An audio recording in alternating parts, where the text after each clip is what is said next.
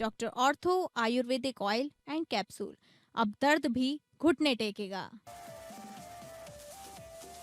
Supreme court ने पेमा खांडू के खिलाफ सीबीआई जांच का दिया निर्देश। परिवार के सदस्यों और करीबी सहयोगियों को ठेके देने का है आरोप। सुप्रीम कोर्ट ने वेदांता की याचिका खारिज की। कहा, अडानी की समाधान योजना पर फिलहाल रोक नहीं। पहले एनसीएलटी वेदांता की याचिका पर करेगा सुनवाई। ऑडियो क्लिप में छेड़छाड़ की के कारण बीरेन्द्र सिंह की आवाज पहचानने में मुश्किल होने पर सुप्रीम कोर्ट ने दिया सुझाव। कहा, बीरेन्द्र सिंह की आवाज का नमूना लेकर फॉरेंसिक लेबोरेटरी जाएं। सुप्रीम कोर्ट ने कोझिकोड बयानाड टनल परियोजना को दी मंजूरी। पर्यावरणीय मंजूरी को चुनौती देने वाली याचिका की खारिज। अदालत ने परियोजना को राष्ट्रीय महत्व का बताया है। कहा, पर्यावरणीय शर्तों का उल्लंघन होने पर एनजीटी का रुख करें।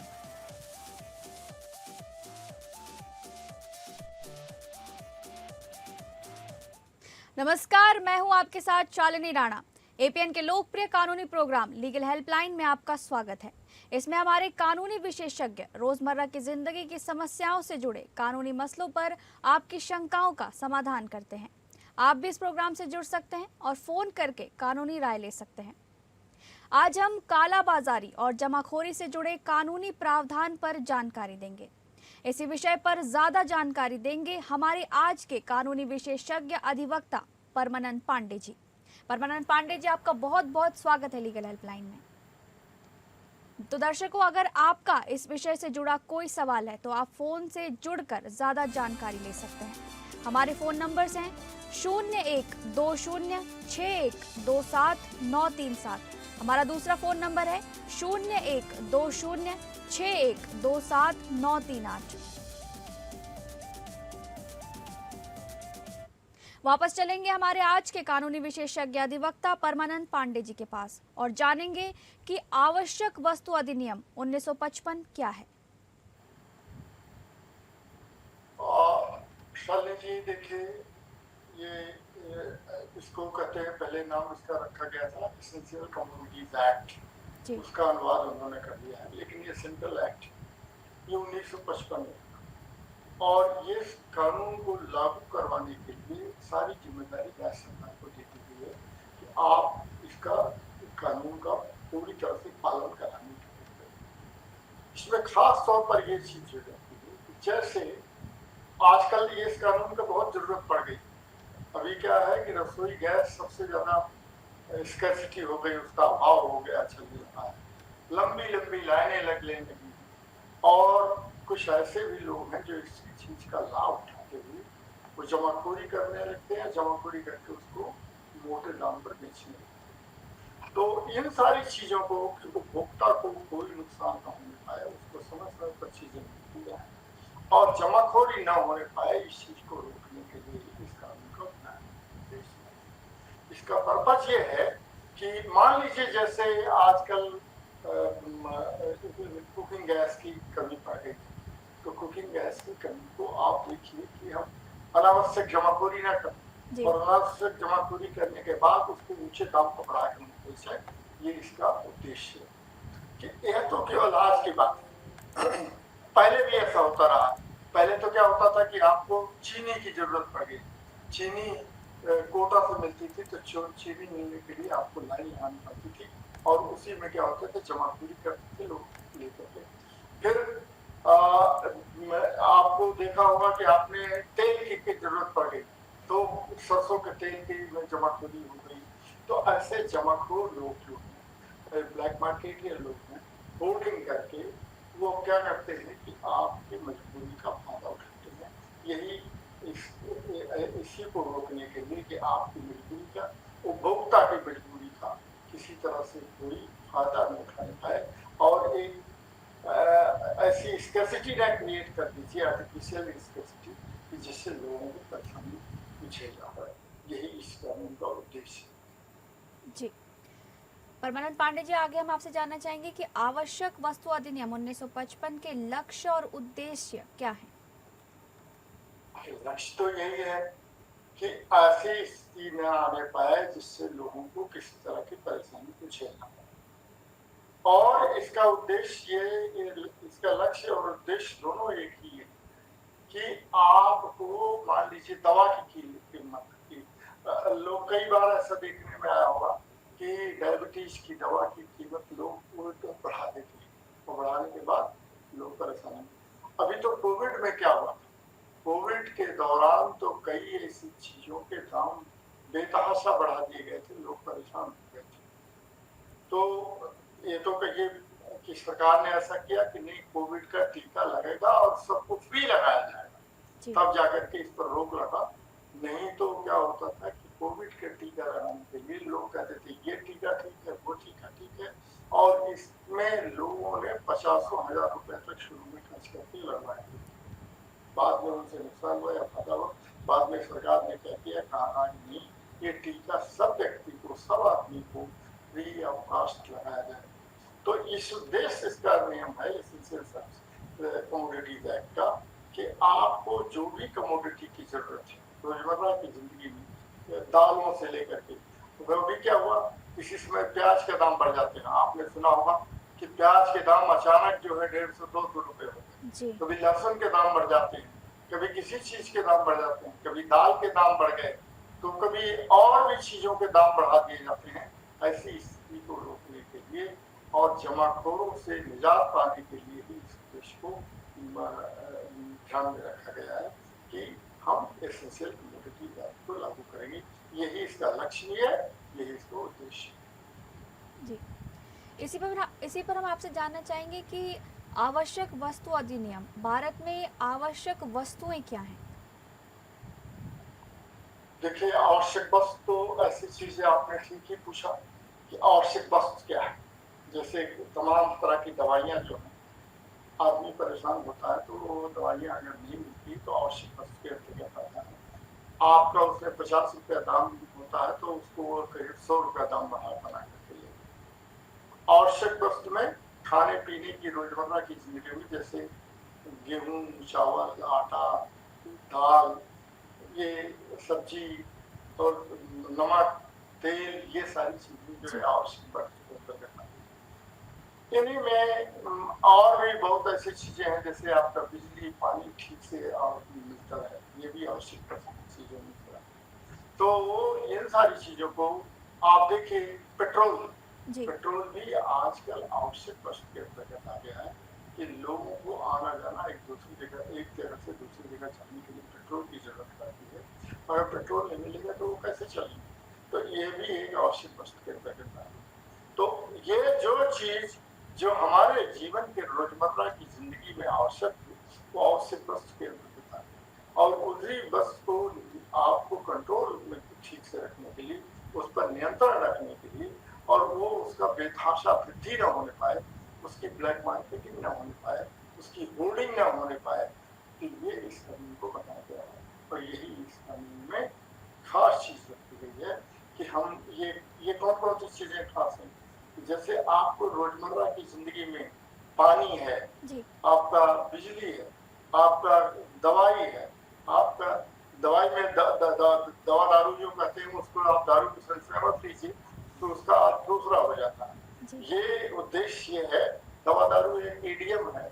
इसमें मतलब ये है कि आपके जैसे कोई डायबिटीज से परेशान है, कोई और किसी बीमारी से परेशान है, उसको वहाँ नहीं मिल रही दवा और वो दवा वो बढ़ा के बेचा जा रहा है, तो कहते हैं कि ये हमारे लिए एक दवा दारू, इस चीज का हमारे लिए ध्यान रखना चाहिए। इन्हीं चीजों को आवश्यक जी। आगे हम आपसे जानना चाहेंगे कि आवश्यक वस्तु अधिनियम के तहत सजा क्या प्रावधान है? जी, किसका काम? आवश्यक वस्तु अधिनियम के तहत सजा के क्या? आवश्यक वस्तु अधिनियम के तहत जो है ये आप जो इसका जो जरूरत है, इसलिए कि आपको रोकथाम के लिए अधिकारियों को सरकार का ये जरूरी होता है कि इस चीज को ध्यान में रखें कि आवश्यक वस्तु के अंतर्गत जो चीजें आने वाली ये कोई आदमी अगर इस चीज का काम करना हो या इसकी जमाखोरी करना तो उसको रोके और रोक करके आपको उपलब्ध कराए। अभी आपने आपने देखा होगा, अभी अखबारों में आप पढ़ा होगा कि ये जब से गल्फ का वार चल रहा है, वहाँ लड़ाई चल रही है, उस लड़ाई के कारण जो होर्मुज का जो जलडमरूई स्ट्रेट, जो जलडमरू से जहाजें नहीं आने पा और नहीं आने पा रही हैं, तो यहाँ पर हिंदुस्तान में ऐसी हालत है कि कई महीने तक के लिए हमारे पास स्टॉक पड़ा हुआ है, जिसमें कोई परेशानी नहीं होती। लेकिन ऐसा कर दिया गया कि कहीं पर 100, कहीं पर 200, कहीं 150, कहीं 200 सिलेंडर लोगों ने अपने जी। और फिर उसको क्या कर रहे हैं, वो बेच। तो इन सारी चीजों को रोकने का ही प्रावधान सरकार को करना पड़ता है और अधिकारियों के ऊपर ये देखना पड़ता है कि आप उसको करें। अधिकारियों में भी रखा जाता है कि किसके पास आप शिकायत करना चाहेंगे तो कहाँ करेंगे शिकायत। अब वो पूरी एक लिस्ट है कि आप देखिए, डिस्ट्रिक्ट सप्लाई ऑफिसर है, वहां से नहीं होता है तो डिस्ट्रिक्ट मजिस्ट्रेट के पास जाइए, फिर सरकार के पास जाइए, और भी चीजें वो आपको नंबर दिए गए हैं, इन नंबर पर आप सूचना दीजिए और फिर आपको इन चीजों के बारे में पूरी जानकारी दी जाएगी। और जो लोग जमाखोरी कर रहे हैं या जो लोग का दाम बढ़ा के बेच रहे हैं, आज हम बात कर रहे थे जमाखोरी और ब्लैक मार्केटिंग के अधिनियम के बारे में, जिस पर ज़्यादा जानकारी दे रहे हैं हमारे आज के विशेषज्ञ अधिवक्ता परमानंद पांडे जी। परमानंद पांडे जी, हम आगे आपसे जानना चाहेंगे कि जमाखोरी और ब्लैक मार्केटिंग के बीच फ़र्क क्या है। ये आपने बहुत साफ बात बता दी, अच्छे ढंग से पूछ लिया कि जमाखोरी और ब्लैक मार्केटिंग के बीच में फर्क है। ये लोग नहीं जानते, लोग इस चीज को ये एक ऐसे तरह के एक दूसरे को पर्याय के रूप में, हालांकि दोनों के उद्देश्य, दोनों के काम में थोड़ा फर्क है। जमाखोरी मतलब कि होर्डिंग किया, जैसे कोई चीज अगर मान लीजिए प्याज के दाम आप होर्डिंग कर लीजिए, 10 ट्रक, 15 ट्रक, 50 ट्रक, 100 ट्रक आप प्याज मंगा के रख लीजिए और जितनी जरूरत नहीं है जितना आपके बिक्री नहीं हो रही है आपने फिर भी मंगा के रखिए, इसको तो जमाखोरी करते हैं, ये जमा। और अगर आपने मान लीजिए उस प्याज को या और भी किसी चीज को आपने 5 रुपए की चीज को 7 रुपए या 10 रुपए में बेचना शुरू कर दिया, तो ये हो गए ब्लैक मार्केट। माने आप काला धंधा इसमें कर रहे हैं, आप कमाई कर। तो जमाखोरी का उद्देश्य होता है कि ऐसी चीजों को जिसकी उपलब्धता ना हो उसको आप जमा कर ले और फिर उद्देश्य उसका ये आ जाता है कि आप उसको अच्छे दाम पर, ज्यादा दाम पर मुनाफाखोरी करने के, मुनाफाखोरी करके आप उसको ज्यादा दाम पर बेचे, ये है ब्लैक मार्केट। दोनों में यही खास फर्क होता है, हालांकि दोनों दूसरे से जुड़े। आप कई बार होता है कि मान लीजिए जमाखोरी नहीं भी कर रहे हैं लेकिन आप ब्लैक मार्केटिंग कर रहे हैं, माने उसको आप ऊंचे दाम पर बेच सकते हैं। कई बार जमाखोरी करने के बाद आप उसको बेचते हैं, तो दोनों में एक अन्योन्याश्रय संबंध, माने एक इंटरडिपेंडेंस हो जाती है कि आपने इकट्ठा किया और इकट्ठा करने के बाद उसको मोटे दाम पर बेचना शुरू कर दिया और लोगों की मजबूरी का फायदा उठा के आपसे लाभ कमाना शुरू कर दिया। ये दोनों का उद्देश्य है, दोनों में यही एक संबंध है। जी, इसी पर हम आपसे जानना चाहेंगे कि जमाखोरी और ब्लैक मार्केटिंग के खिलाफ कैसी कार्रवाई हो सकती है।